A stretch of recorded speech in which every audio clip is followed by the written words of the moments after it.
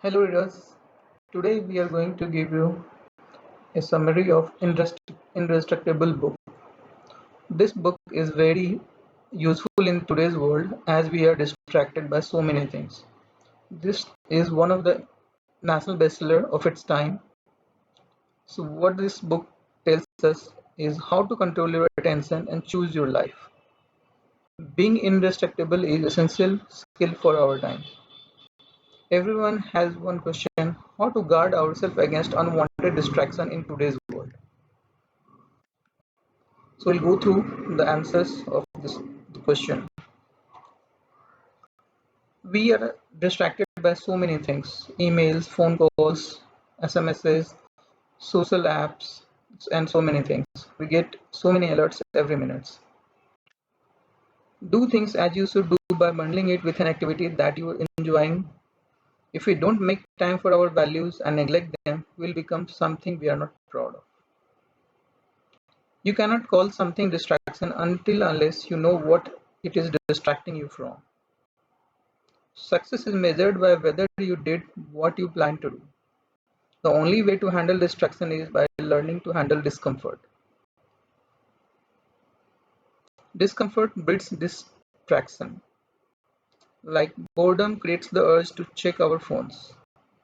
Social anxiety makes us say yes to meeting requests we don't want to attend. Stress leads to overeating. When you and I experience boredom, anxiety, or stress, our minds craves relief and seek distraction. Surf the urge. Your urges will naturally fall if you act on them or not.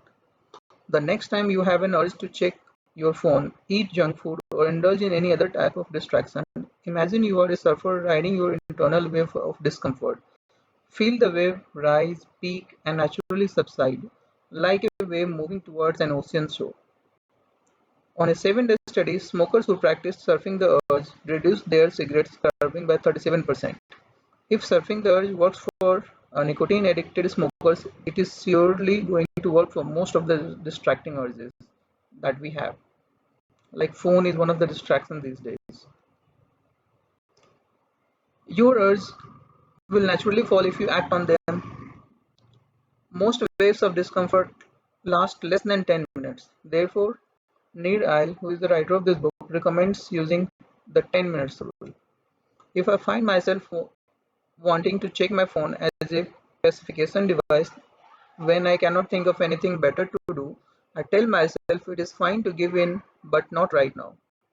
I have to wait just 10 minutes. This technique is effective at helping me dealing with all sorts of potential distraction, like googling something rather than writing, eating something unhealthy when I am bored, or watching another episode on Netflix when I am too tired to go to bed.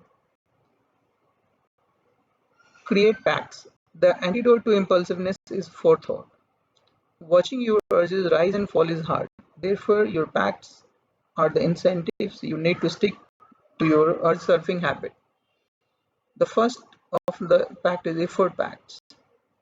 Add effort between you and the thing you don't want to do, so that surfing an urge is easier than giving into an urge.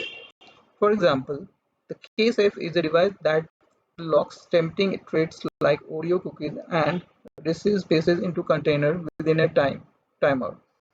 Nir says you could smash the container with a hammer or run out and buy some more cookies, but the extra time that will take to buy or to break the device, that makes those choices less likely. Second fact is price pack. This is not easy to do, but what is written in the book I'll tell you.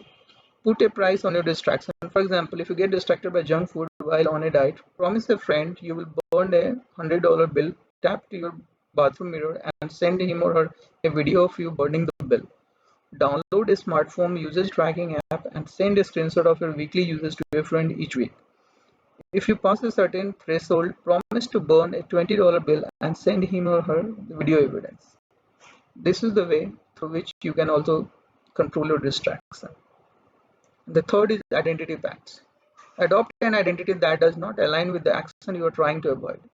If you are resisting meat, declare to your family and friends that you are vegetarian. If you want to stop answering emails before noon, write in the email subject or in the email footer, "Sorry, I don't answer email before noon." In your email signature, issuing "I don't" statement is a great way to nullify distracting urges.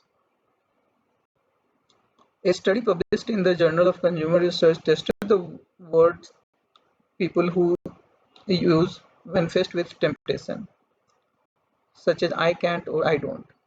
During the experiment, one group was instructed to use the word "I cannot" when considering unhealthy food choice, while the other group used "I don't." At the end of the study, participants were offered either a chocolate bar or a granola bar to thank them for their time. Nearly twice as many people in the "I don't" group picked the healthier option on their way out the door.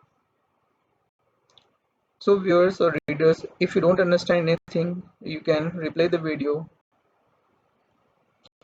Thank you. Do like and subscribe the channel. If you think any other book I should review and give to somebody, please write in the comment box. Thank you.